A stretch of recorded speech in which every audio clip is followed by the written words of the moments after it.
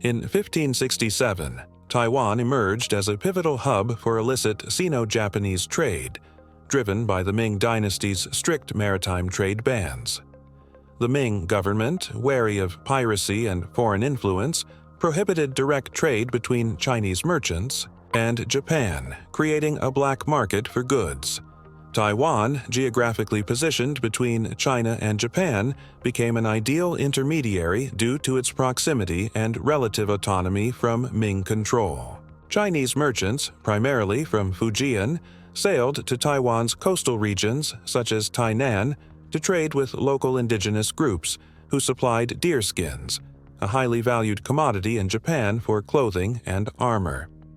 These merchants exchanged silk, porcelain, and other Chinese goods for the deerskins, which were then sold to Japanese traders who visited Taiwan's ports. This triangular trade bypassed Ming restrictions, as Taiwan was not yet formally governed by the dynasty, allowing merchants to operate in a legal gray zone. The trade was lucrative, with Chinese goods fetching high prices in Japan, while deerskins fueled Japan's domestic demand. Indigenous Taiwanese tribes, particularly in the south, played a crucial role as intermediaries, bartering deerskins for Chinese tools, textiles, and ironware, which enhanced their own economies. This event marked one of Taiwan's earliest integrations into regional trade networks, highlighting its strategic location in East Asia.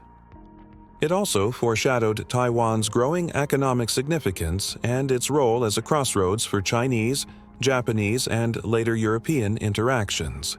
The trade continued until the early 17th century, when European colonial powers began to dominate the region, but it established Taiwan as a key player in pre-modern East Asian commerce, setting the stage for its later colonization and development.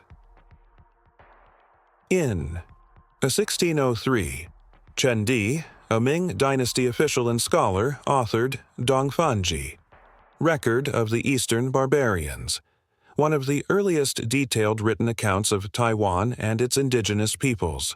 Chen, who served as a military officer in Fujian, traveled to Taiwan as part of a mission to investigate piracy in the region, which was a growing concern for the Ming government due to the island's strategic location and lack of centralized control.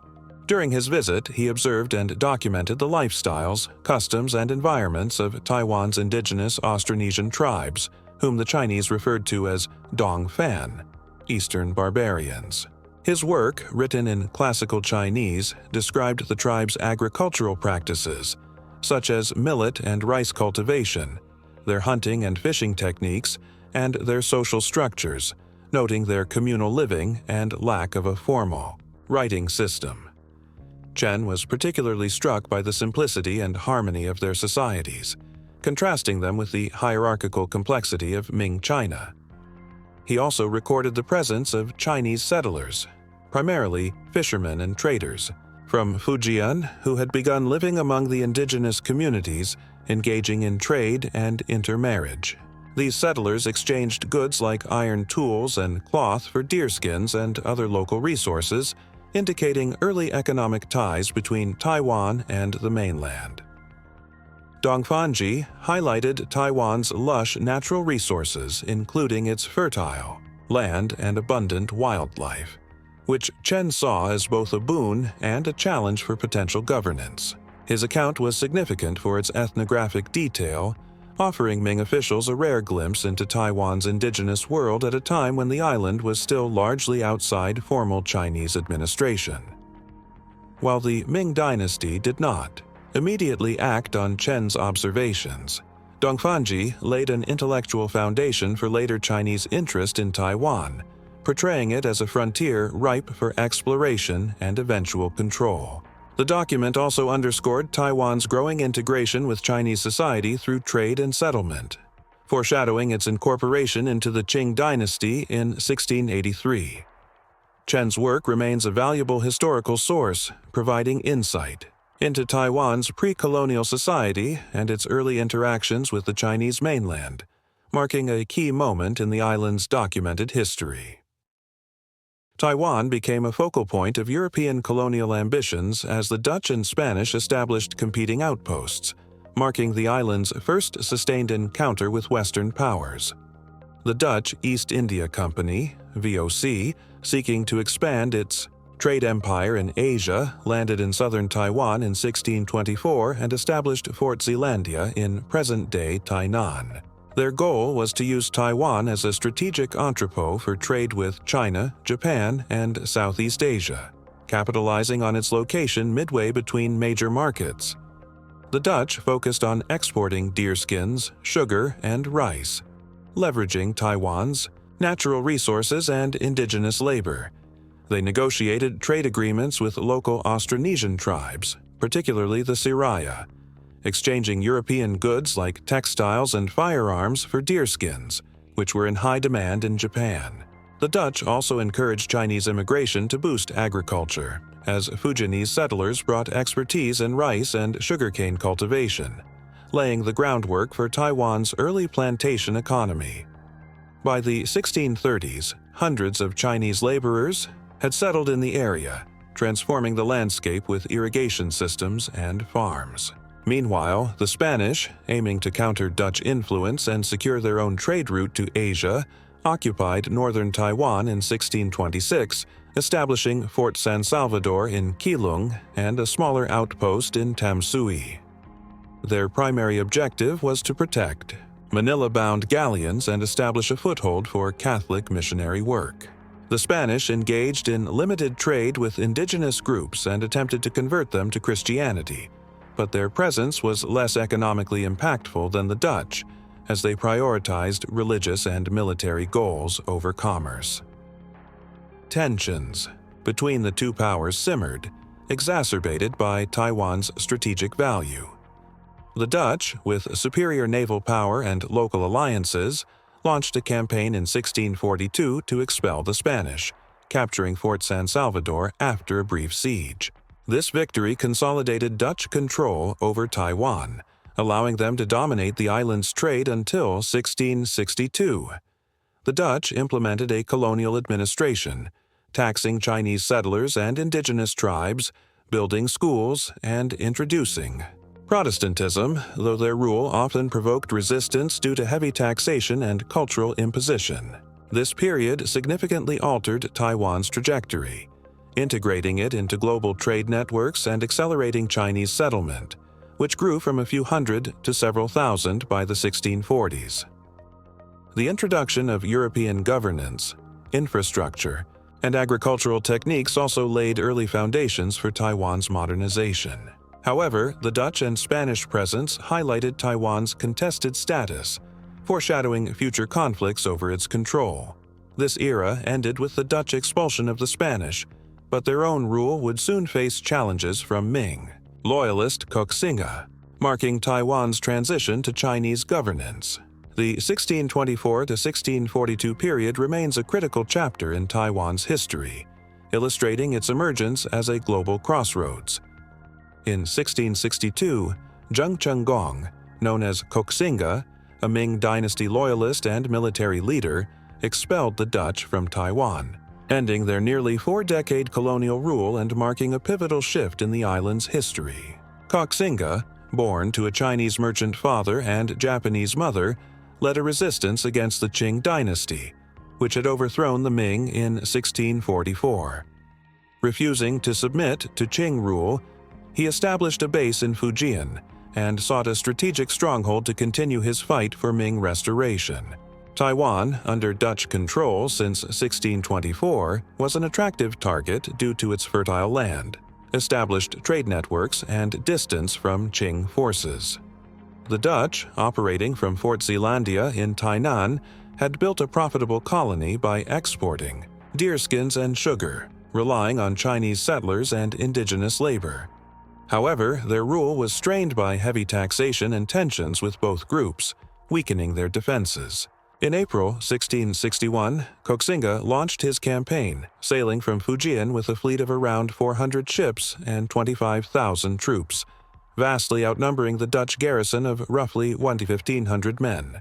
He landed near Fort Zeelandia and quickly captured the nearby Fort Provincia, cutting off Dutch supply lines. The Dutch, led by Governor Frederik Coyet, retreated to Fort Zeelandia, which Koxinga besieged for 9 months.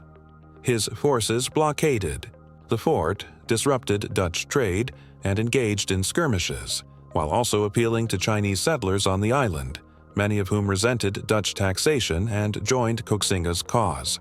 The siege was grueling, marked by disease, starvation, and sporadic battles.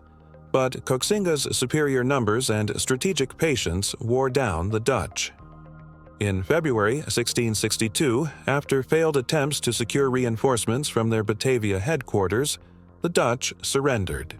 Coyet negotiated terms allowing the Dutch to leave with their lives and some possessions, and Koxinga took control of Fort Zeelandia. Following the victory, Koxinga established the Kingdom of Tungning, Taiwan's first Chinese-led government, with Tainan as its capital. He promoted Chinese culture, encouraging Confucian education, land reclamation, and immigration from Fujian to bolster the population, which grew to tens of thousands. His administration aimed to use Taiwan as a base to restore the Ming dynasty, but Koxinga died of illness later in 1662 at age 37, leaving his son Zheng Jing to continue his legacy. The expulsion of the Dutch was a turning point, ending European colonial rule and integrating Taiwan more closely with Chinese political and cultural spheres. It highlighted Taiwan's strategic importance in East Asia and set the stage for its eventual annexation by the Qing dynasty in 1683. Koxinga's legacy endures in Taiwan, where he is celebrated as a national hero for reclaiming the island, shaping its identity as a bastion of Chinese heritage amid foreign influences. In 1683, the Qing dynasty annexed Taiwan, bringing the island under formal Chinese imperial control for the first time and ending the brief rule of the Ming loyalist Kingdom of Tungning. The Kingdom of Tungning, established by Zheng Chenggong, Koxinga, after he expelled the Dutch in 1662, was led by his descendants, notably his son Zheng Jing and grandson Zheng Keshuang. The kingdom served as a Ming restorationist base, resisting Qing rule while fostering Chinese governance, agriculture, and trade in Taiwan. By the late 1670s, however, the Qing dynasty, having consolidated power over mainland China, turned its attention to eliminating this last major Ming stronghold. The Qing's opportunity came amid internal strife in Tungning. Zheng Jing's death in 1681 led to a succession crisis, weakening the kingdom's leadership. Meanwhile, the Qing, under Emperor Kangxi, strengthened their naval capabilities and sought to secure China's southeastern coast, where Taiwan's strategic location made it a potential base for pirates or foreign powers. In 1683, Qing Admiral Shi Lang, a former ally of the Zheng family who had defected, led a fleet of over 300 ships and 20,000 troops to attack Taiwan. Shi Lang first captured the Pescadores, Penghu Islands, in a decisive naval battle in July 1683, defeating Tungning's forces led by Liu Guoxuan. This victory cut off Taiwan's main defensive outpost and supply route. Facing overwhelming Qing forces and internal disarray, Zheng Keshuang, the young leader of Tungning, surrendered in October 1683 without significant resistance in Taiwan itself. The Qing allowed Zheng and his followers to relocate to the mainland with lenient terms, reflecting Kangxi's strategy to integrate rather than destroy the defeated. The annexation marked Taiwan's incorporation into the Qing Empire as a prefecture of Fujian Province, initially governed with minimal oversight due to its perceived marginal importance. The Qing implemented policies to regulate Chinese migration, fearing overpopulation or rebellion, but illegal immigration from Fujian continued, driven by Taiwan's fertile land and economic opportunities. The Qing also maintained a light military presence, focusing on coastal defense against piracy, while indigenous tribes in the interior retained significant autonomy. The annexation had lasting impacts, formally tying Taiwan to a Chinese imperial framework for over 2 centuries. Though Qing rule was often loose, punctuated by rebellions due to corruption and neglect. It shifted Taiwan's role from a semi-independent Ming outpost to a frontier of the Qing Empire, shaping its demographic and cultural landscape through increased Han-Chinese settlement. However, the Qing's ambivalence toward Taiwan's development left it vulnerable to foreign interest, setting the stage for its cession to Japan in 1895. The 1683 annexation remains a key moment in Taiwan's history, embedding it within the Chinese political orbit while highlighting its distinct trajectory as a contested and diverse island. In 1871, the Mudan Incident unfolded in Qing-era Taiwan, a tragic event that saw the massacre of 54 Ryukyuan sailors by Paiwan indigenous people, sparking regional tensions and shaping Taiwan's geopolitical trajectory. On November 8, 1871, 4 Ryukyuan tributary ships departed Shuri, Okinawa, bound for Miyako and Yaeyama Islands in the Ryukyu Kingdom, a state with dual tributary ties to Qing China and Japan's Satsuma domain. On December 12th, a typhoon struck, blowing the ships off course. Of the 2 Miyako-bound vessels, one reached its destination, but the other, carrying 69 passengers, shipwrecked near Biao Bay on Taiwan's southeastern coast.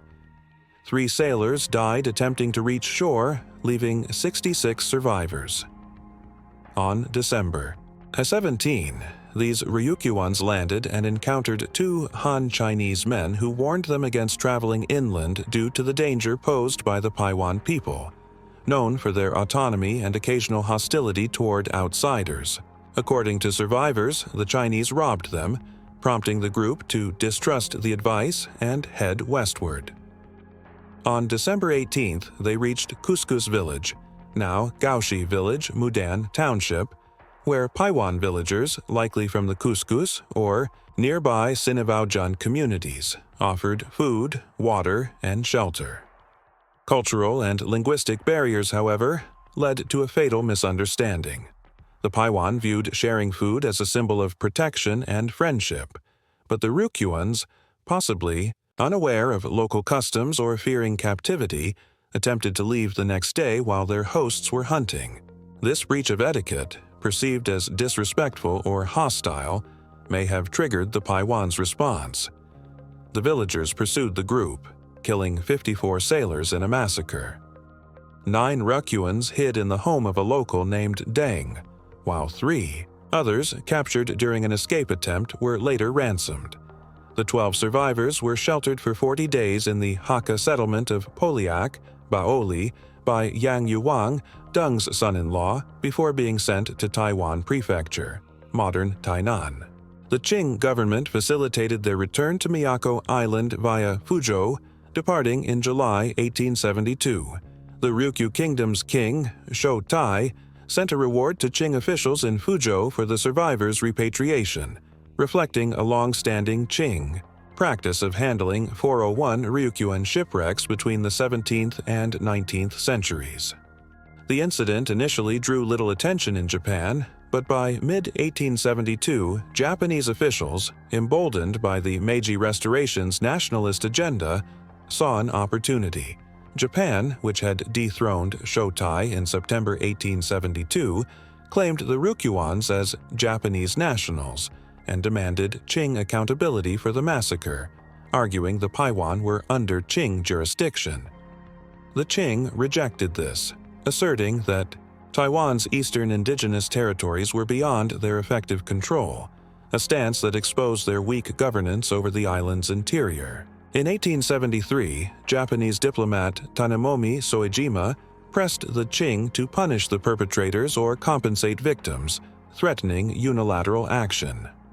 On May 7, 1874, Japan launched the Taiwan Expedition, led by Saigo Judo, with 3,600 troops landing near Checheng. The campaign culminated in the Battle of Stone Gate on May 22, where Japanese forces, despite an ambush by 70 Paiwan fighters, killed 16, including the Mudan chief Agulu and his son, with 29 Japanese casualties. Malaria decimated the expedition, killing 561 soldiers, and guerrilla resistance further strained their efforts. By December 1874, international pressure from Britain and the U.S., coupled with troop losses, led to the Peking Agreement. The Qing paid 500,000 taels in indemnity, implicitly acknowledging Japan's claim over Ryukyu, which Japan annexed in 1879. The Japanese erected a memorial tower and collected 44 skulls of the victims, later buried in Okinawa. The Mudan incident had profound consequences. For the Qing, it exposed Taiwan's vulnerability, prompting them to fortify the island, build Hengchen's city walls, and elevate Taiwan to provincial status in 1887. For Japan, it was a stepping stone for imperial ambitions, foreshadowing Taiwan's cession in 1895 and Ryukyu's annexation. The event highlighted Taiwan's contested status, with the Ryukyuans caught between Qing indifference, Japanese opportunism, and Paiwan autonomy. Local Paiwan narratives, often overshadowed by Japanese accounts due to the lack of a written language, suggest a cultural misunderstanding rather than unprovoked aggression, a perspective echoed by scholars like Matayoshi Seikyo, who note the incident's role in justifying Japan's regional expansion. Memorials, like the tomb of the 54 Ryukyuans and a 1936 Japanese stele, restored in 2019, remain contentious, criticized for their Japan-centric framing. The Mudan incident thus stands as a complex clash of cultures and empires, reshaping Taiwan's place in East Asian history. In 1887, the Qing dynasty elevated Taiwan from a prefecture of Fujian to a full province, a significant administrative reform driven by the island's growing strategic importance and the Qing's need to strengthen control amid internal challenges and foreign threats. Taiwan had been under Qing rule since 1683, when it was annexed from the Ming loyalist kingdom of Tungning and governed as a prefecture of Fujian. For much of the Qing period, Taiwan was treated as a remote frontier with minimal imperial investment, loose governance, and frequent rebellions due to corruption and neglect. The island's population, a mix of Han Chinese settlers from Fujian and Guangdong, indigenous Austronesian tribes, and Hakka communities, grew steadily, reaching over 2.5 million by the late 19th century, driven by illegal immigration and agricultural expansion. However, events in the 1870s and 1880s exposed Taiwan's vulnerability and prompted Qing leaders to reassess its status. The 1871 Mudan incident, where Paiwan tribes massacred 54 Ryukyuan sailors, led to Japan's 1874 Taiwan expedition, which revealed the Qing's weak control over Taiwan's eastern interior and embarrassed the dynasty diplomatically. The incident underscored Taiwan's strategic value as a buffer against foreign encroachment, especially from Japan, which was modernizing rapidly under the Meiji Restoration. Additionally, the 1884–1885 Sino-French War further highlighted Taiwan's importance. During the conflict, French forces blockaded and briefly occupied parts of northern Taiwan, including Keelung, aiming to pressure the Qing over Vietnam. Although Qing defenses, bolstered by Governor Liu Mingchuan, repelled French advances, the war exposed Taiwan's military and economic potential as well as its exposure to Western powers. Liu Mingchuan, appointed as Taiwan's governor in 1885, was instrumental in pushing for provincial status. A reform-minded official, Liu argued that Taiwan's size, population, and geopolitical significance warranted greater autonomy and resources to modernize and defend the island. In 1887, Emperor Guangxu approved the elevation, making Taiwan the Qing Empire's 20th province, with Taipei, then called Taipei, as its new capital, replacing Tainan. Liu became Taiwan's first provincial governor, serving until 1891, and embarked on an ambitious modernization program. He introduced railways, including a line from Taipei to Keelung, established telegraph networks, and built modern schools to promote education. Liu also reformed taxation, improved infrastructure like roads and ports, and strengthened coastal defenses, constructing forts to deter foreign invasions. He encouraged coal mining and other industries, aiming to make Taiwan economically self-sufficient. His policies attracted more Chinese settlers and boosted agriculture, particularly tea and camphor exports, which became major revenue sources. However, Liu's reforms faced resistance. Indigenous tribes, particularly in the eastern mountains, opposed Qing encroachment on their lands, leading to sporadic uprisings.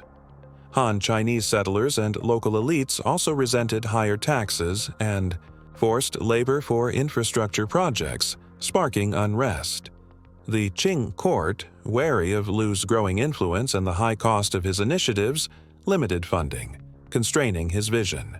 Despite these challenges, the elevation to provincial status marked a turning point for Taiwan, integrating it more deeply into the Qing administrative system and laying the foundations for its modern development. The reforms enhanced Taiwan's resilience, but they came too late to prevent its cession to Japan in 1895 after the Qing's defeat in the First Sino-Japanese War. The 1887 reform remains a critical moment in Taiwan's history, reflecting the Qing's belated recognition of the island's strategic and economic value, while highlighting the tensions between modernization and imperial constraints. It also set the stage for Taiwan's transformation under Japanese rule, as many of Liu's projects, like the railway, were expanded by the Japanese. In 1895, the Treaty of Shimonoseki marked a transformative moment in Taiwan's history, as the Qing dynasty ceded the island to Japan following defeat in the First Sino-Japanese War, ushering in 50 years of Japanese colonial rule that profoundly shaped Taiwan's development. The war, fought from 1894 to 1895, stemmed from tensions over influence in Korea, where Japan's modernized military decisively defeated the Qing's outdated forces.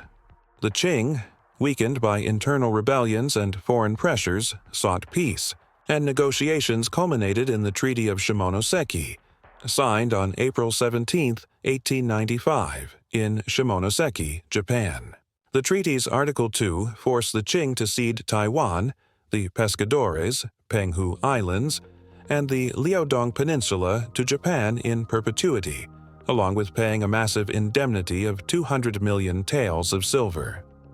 The cession of Taiwan, which had been elevated to a Qing province in 1887, stunned its residents who viewed it as a betrayal by the Qing court, which had invested in modernizing the island under Governor Liu Mingchuan. In response, a group of Taiwanese gentry, led by figures like Xu Fengchia, declared the Republic of Formosa in May 1895, the first republic in Asia, aiming to resist Japanese annexation and appeal for international support. Based in Taipei, the Republic adopted a constitution, issued postage stamps, and rallied local militias, but it lacked unified leadership and military strength. The Qing government, bound by the treaty, offered no support, and foreign powers, including Britain and the US, declined to intervene. Japan, determined to secure its new territory, dispatched a force of 12,000 troops under Admiral Kabayama Sukanori. Japanese forces landed in northern Taiwan on May 29, 1895, and quickly overwhelmed the Republic's disorganized defenses. By June, they captured Taipei, and the Republic's leaders fled to Tainan. Resistance continued in southern Taiwan, with guerrilla campaigns led by local militias and former Qing soldiers, but Tainan fell in October 1895. The Republic of Formosa collapsed within 5 months, with an estimated 14,000 Taiwanese deaths due to fighting and disease. Japan's victory marked the start of its colonial rule, which lasted until 1945. Initially, Japan faced challenges consolidating control, as Taiwanese and indigenous uprisings persisted into the early 1900s, fueled by resentment over harsh military suppression and cultural imposition. The Japanese colonial administration, headquartered in Taipei, implemented a systematic modernization program to transform Taiwan into a model colony and economic asset. They expanded infrastructure, building over 5,000 kilometers of railways, roads, and ports to facilitate trade. Agriculture was restructured, with sugarcane and rice production boosted through irrigation and land reforms, making Taiwan a major exporter to Japan. By the 1930s, Taiwan supplied over 40% of Japan's rice and sugar. The Japanese also developed industries like camphor and tea, while introducing electricity and modern sanitation systems. Education was a priority, with Japanese language schools established to assimilate Taiwanese into Japanese culture, though access for locals was limited. By 1945, literacy rates reached 70%, a significant improvement from Qing times. However, colonial policies were discriminatory. Taiwanese were barred from high-level positions, and indigenous tribes faced forced relocation to control their lands. The 1915 Tepani Incident, a major anti-Japanese uprising, was brutally suppressed, reflecting ongoing tensions. During the 1930s, Japan intensified assimilation through the Kominka movement, promoting Shinto practices, banning Chinese newspapers, and drafting Taiwanese into military service during World War II. Over 200,000 Taiwanese served in Japan's war effort, with 30,000 deaths. Economically, Taiwan thrived as a colony, but politically and culturally, it was subordinated, fostering a complex Taiwanese identity blending Chinese heritage with Japanese influences. The Treaty of Shimonoseki and subsequent Japanese rule reshaped Taiwan's trajectory, modernizing its infrastructure and economy while sowing seeds of resistance and identity debates that persisted after Japan's surrender in 1945, when Taiwan was returned to the Republic of China. The period remains a defining chapter, highlighting Taiwan's strategic importance and its emergence as a contested space in East Asia.